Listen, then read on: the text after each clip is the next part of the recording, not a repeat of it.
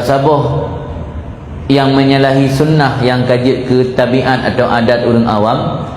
watai pajabu iem pajih yang kan sunnah Nabi yang kebiasaan orang ajam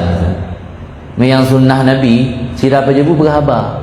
tapi berah atas nama manfaat atau mupat yang nama manfaat pulang berah cerita orang saleh dengan ada pajabu dah berah cerita Imam Syafi'i, Imam Ahmad bin Hanbal ada yang Tun Rahmat di sirah pajabu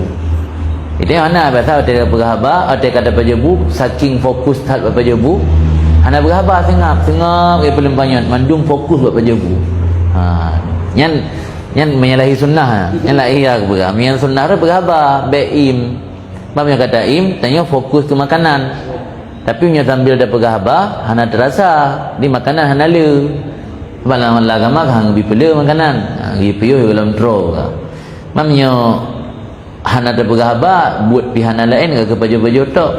lama hana mudah hana ulak lah dah pasal tapi